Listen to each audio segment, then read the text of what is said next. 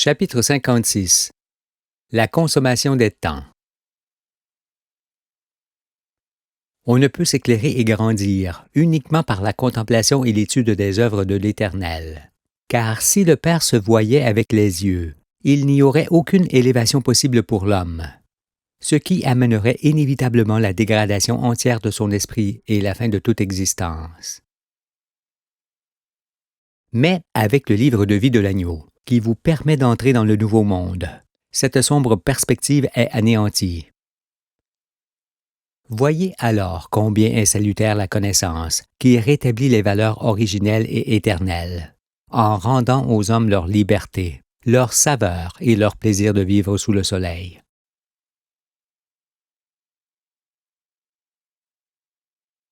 Sur le changement d'époque. Comme il y a un temps pour semer et un temps pour récolter, il y a un temps pour les ténèbres et un temps pour la lumière. Et s'il n'est donné à personne de tout savoir, chaque saint d'esprit est néanmoins en mesure de percevoir l'essentiel des œuvres de l'Éternel. Un seul est savant, Dieu. Moi, je contemple ses œuvres et les évalue. Je m'élève ainsi chaque jour en faisant travailler mon âme, et je vous transmets ensuite depuis les cimes ce que j'ai vu et entendu. Et ce que j'ai vu et déjà montré, c'est que les anges du ciel vivent sans autorité, sans puissance et sans domination. Dans la roue, seul Dieu règne sur les mondes. Voilà pourquoi il annule aujourd'hui les lois d'hommes auxquelles vous vous soumettiez, et les religions auxquelles vous vous adonniez. Car personne n'a le droit de décider de la destinée d'autrui, ni de le faire agir contre sa volonté. Vous êtes alors obligé de changer de genre de vie. Toutefois, on ne peut passer d'un monde dans un autre en changeant d'année, mais seulement à la suite d'un événement marquant qui modifie l'ordre des choses, comme cela fut lors des va-et-vient de la terre, qui firent varier les conditions de vie et le monde en conséquence. Il en sera de même dans les jours suivants, parce que, après le purgatoire, le soleil éclairera la terre qui aura changé sa face. Le monde sera alors tout autre, et dans une ère nouvelle où le mal ne pourra plus être pratiqué. Ce changement de monde, qui fut longuement et minutieusement annoncé par les prophètes, est représenté dans cette image. Les bons observateurs s'apercevront immédiatement que l'homme n'aura jamais une meilleure illustration de l'ensemble des œuvres de l'Éternel. Car, au-delà de la formation progressive du jardin terrestre et de la distinction des airs, elle montre le monde tout au long du chemin de vie de nos astres et révèle la Genèse, la prophétie, le changement d'esprit de l'homme au jour fixé, ainsi que le passage du monde de ténèbres dans le monde de lumière. Cette figure providentielle fait apparaître les choses essentielles. On voit effectivement d'où vient l'homme, où il va, et que la matière et l'esprit de l'univers sont intimement mêlés, comme l'âme matérielle chargée d'écritures spirituelles sont un ensemble. Ainsi, chacun comprend qu'il est créé à l'image de Dieu, et il en perçoit le sens et les profondeurs cette fois. Peut-il alors exister un meilleur éclairage sur l'ensemble des réalités? Pour ce jour où le Fils démontre la création, Ésaïe proclame: « Vous direz en ce jour-là, louez l'Éternel, invoquez son nom, publiez ses œuvres parmi les peuples, rappelez la grandeur de son nom. Célébrez l'Éternel, car il a fait des choses magnifiques, qu'elles soient connues par toute la terre. » Cette parole qui sert de témoignage ne peut s'accomplir qu'au jour de l'avènement du Fils de l'homme, qui est le jour où les œuvres de l'Éternel sont montrées et saisies par les peuples du monde entier. À travers cette figure, on voit aussi que le monde a vécu dans le premier temple, sous la tente protectrice de Moïse, et qu'à partir d'aujourd'hui, il se trouve dans le second temple, sous la protection d'Emmanuel. Cette protection ne cessera point, parce que cette nouvelle vision du monde vous empêchera sans cesse de vous éloigner de la vérité et de la face de l'Éternel.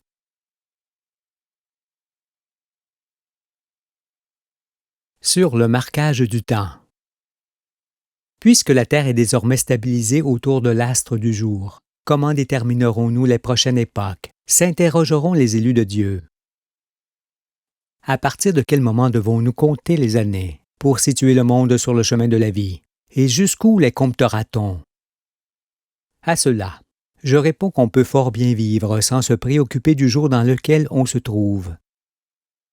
Mais l'homme est craintif et a besoin de repères pour se positionner. C'est pourquoi, dans les ténèbres, il s'efforçait de s'accrocher au fil du temps, en comptant les heures, les jours, les semaines et les mois, ainsi que les années d'une époque qu'il déterminait lui-même en fonction de ce qu'il croyait. Cela le rassurait. Mais sur les époques, l'homme se trompait grandement, parce que, depuis l'éclairement du soleil, seuls les mouvements de la Terre pouvaient déterminer les ères et leur durée. Or, ces mouvements étaient entièrement ignorés. Désormais évanoui, vous n'avez plus alors d'appui pour vous situer dans le temps, si ce n'est par l'avènement du Fils, qui explique que vous quittez le 6e jour et que vous entrez dans le 7e jour, dans le jour du repos de Dieu. Le repos de Dieu est le royaume qui débutera à partir du 1er jour de la première année du nouveau siècle, qui commence au solstice d'hiver.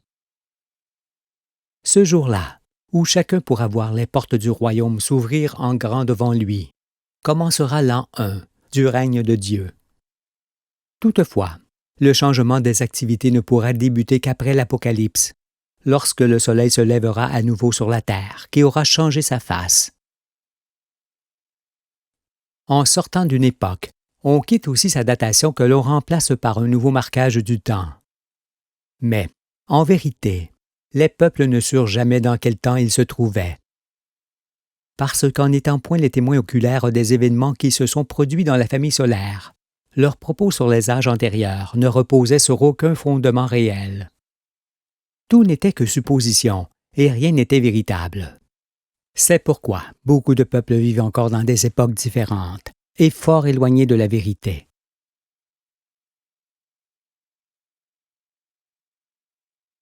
Vous savez désormais que le Soleil ne peut briller depuis plus de 200 000 ans, et les ères terrestres, qui sont en rapport avec ce temps, sont, comme on l'a démontré, beaucoup plus courtes en durée que ce qui se racontait. Ayez alors constamment à l'esprit que la famille solaire n'est qu'au début de son existence et que 200 000 ans environ séparent la fin des 6 jours, aujourd'hui, de l'instant où le soleil s'est éclairé. Gardons cette datation du départ, qui est fort proche de la réalité. Mais dorénavant, les hommes seront toujours les témoins des événements marquants, et leurs datations seront justes cette fois. On commencera à compter les années du royaume à partir du nouveau siècle, comme on vient de le voir. Et l'on comptera ces années jusqu'à ce que Neptune se mette à briller comme toute étoile. Le Soleil, en réponse, changera alors notre monde, ce qui sera la fin de la première époque du règne de l'Éternel. Puis on recommencera à compter les années jusqu'à l'éclairement d'Uranus, qui fera aussi changer le Soleil et le monde, ce qui sera la fin de la deuxième époque du règne de l'Éternel. Puis on recommencera le comptage jusqu'à ce que ce soit Saturne qui devienne étoile, ce qui terminera la troisième époque du règne de l'Éternel. Et on agira pareillement jusqu'à ce que ce soit Jupiter qui s'éclaire pour faire vivre, lui aussi, son monde, ce qui sera le terme de la quatrième époque du règne de l'Éternel. Et on continuera à compter les années de cette façon, jusqu'à ce que vienne la fin du Soleil et de ses astres restants, ce qui terminera la cinquième et dernière époque du règne de l'Éternel dans la famille solaire. Ainsi, toutes les époques distinctes les unes des autres, qui verront un Soleil de plus en plus géant et rouge, seront déterminées et marquées. De la sorte, et conformément à ce qui doit être, les anges de Dieu auront toujours la confirmation de la période dans laquelle ils se trouvent.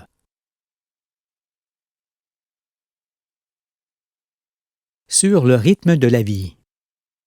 Pour que vous puissiez vous ajuster à la Terre et à l'ensemble de nos astres, il vous est demandé de vivre à l'heure solaire et de commencer l'année nouvelle au solstice d'hiver dans les deux hémisphères.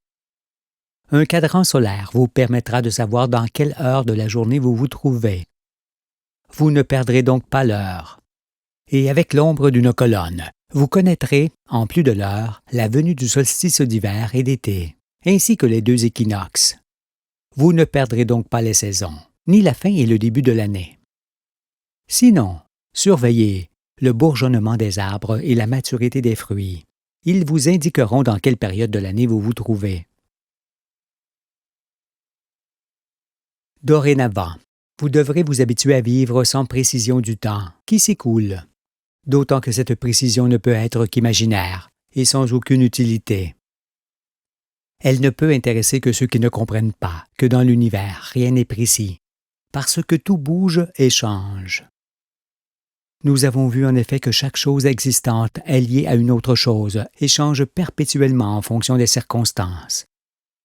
Abandonnez alors toute idée de précision, car celle-ci n'avait d'utilité que dans le monde mécanisé que vous quittez.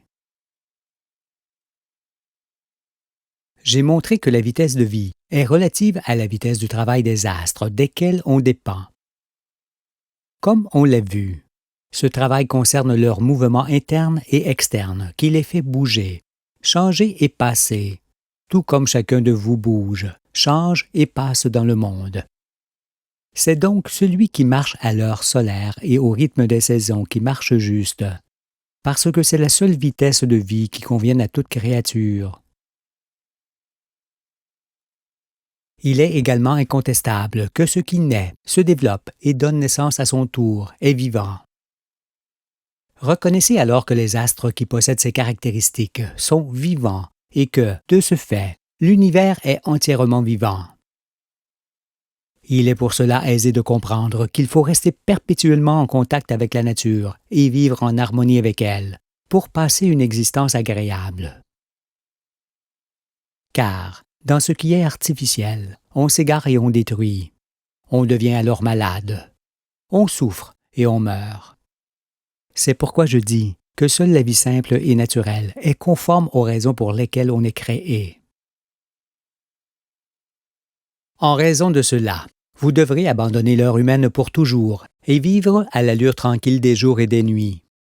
Car, dans le royaume de paix et de liberté, il n'y aura plus d'asservissement, ni ceux qui vous imposaient leur ordre et leur discipline, avec leur heure forcément, mais aussi avec des temps de travail et des temps de repos, des temps de départ et des temps d'arrivée, et bien d'autres choses encore qui vous rendaient semblables à du bétail, que l'on mène ici et là jusqu'aux abattoirs. Il vous faut donc veiller à ne plus jamais perdre votre liberté, sinon, cette fois, vous ne pourriez demeurer sur la terre. Je sais que le temps qui passe était l'un de vos principaux soucis, alors qu'en vérité, il n'existe pas en tant que tel. Nous savons maintenant que le temps n'est autre que mesure de vitesse avec laquelle les corps se forment, se transforment et passent. C'est cette vitesse qui rythme la vie. Comment l'illustrer à nouveau? Vous aviez entendu dire que des hommes fort rapides dans le raisonnement affirmaient qu'on pouvait remonter le temps en se déplaçant très vite.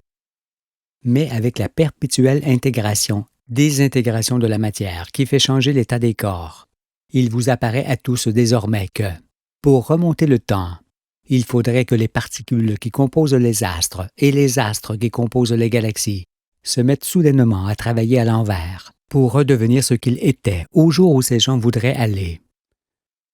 C'est la seule condition qui ferait revenir à ce qui fut, mais sans eux, parce que ce sont leurs ancêtres qui réapparaîtraient. Écoutez-moi. Puisque le dernier battement du cœur se trouve dans le passé et que le prochain se trouve dans l'avenir, il est indéniable que le présent n'est que l'instant même de la conscience d'une personne. Il s'agit en effet d'un moment imperceptible se trouvant constamment entre le passé, qui s'étend loin derrière soi, et l'avenir, qui s'étend loin devant soi. La conscience de la présence des choses est ainsi comparable à une perle qui avancerait sur un fil, que l'on pourrait appeler fil du temps. Mais la mémoire des instants qui viennent de s'écouler et la capacité d'imaginer ce qui arrive font que la conscience que l'on a du monde paraît plus large et moins fugitive. L'explication de ceci est pour montrer qu'en ne pouvant vivre plus vite ni moins vite qu'à la vitesse avec laquelle on respire, Il convient d'ajuster son rythme de vie à l'allure tranquille des jours et des nuits, et à celle des saisons que dictent les astres. Abstenez-vous dorénavant d'aller et de venir aussi vite que la foudre, en pensant vivre de la sorte plus vite et davantage. Car non seulement vous passeriez sur terre sans rien voir, mais encore, vous y laisseriez vos âmes en rendant caducs les jours de votre existence. Sur le pain du ciel. Désormais, vous avez sous les yeux l'image de la division des temps, depuis le commencement jusqu'au terme de la famille solaire. Soyez alors attentifs plus que jamais dans ce passage du livre où le chemin de la terre exprime tout et devient le levain qui fera lever toute la pâte. Sachez à ce sujet que les jours avant l'avènement du Fils sont les jours des pains sans levain, et les jours suivant sa venue sont ceux du pain levé, car vous serez debout après avoir mangé la nourriture qu'il apporte, le pain du ciel. Et la multiplication de ce pain qu'opère Jésus est la multiplication de ce livre et sa diffusion dans le monde. Mais comment se fait-il que vous ayez tous vu Jésus multiplier des pains de céréales, alors qu'il dit ouvertement qu'il ne parle pas de ces pains-là? C'est parce que vous étiez morts et pas encore ressuscités. Voilà pourquoi. Pour la même raison, vous l'avez vu aussi marcher sur les eaux, alors que Jean dit, en fin du livre, que les eaux sont les peuples, les foules et les langues. C'est pourquoi il vous fallait un commentateur pour vous expliquer le livre, et un consolateur pour restaurer votre cœur et vous apprendre qu'en raison de la grande jeunesse de la famille solaire, votre âme commence tout juste ses premiers pas sur le long sentier de la vie. Pour vous, tout était fini sur cette terre où les nations n'avaient plus de voix, alors qu'à votre insu j'ai ouvert les portes du royaume que nul ne pourra jamais refermer. C'est pourquoi Jésus dit que lorsque le Consolateur sera venu, il vous conduira dans toute la vérité. Et la vérité est cette épée flamboyante que je plante fortement en terre pour qu'elle éclaire les peuples et les tribus, et que personne ne pourra jamais arracher. La terre s'en réjouit et poursuivra son chemin avec elle, car elle est sa gloire et sa prospérité.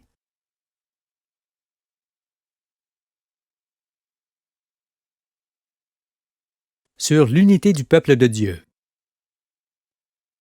Vous comprenez également qu'en entrant dans le 7e jour, on entre aussi dans la Nouvelle Jérusalem, qui est l'esprit et le modèle de toutes les cités à venir. Alors, cette fois, vous savez pourquoi Jésus fait son entrée à Jérusalem en étant assis sur un ânon, le petit d'une ânesse. Dès le début, j'ai dit que j'étais cet ânon sur lequel Jésus est assis, car il n'est pas donné à un envoyé du ciel de mourir hors de la cité des anges dans laquelle il conduit forcément le monde.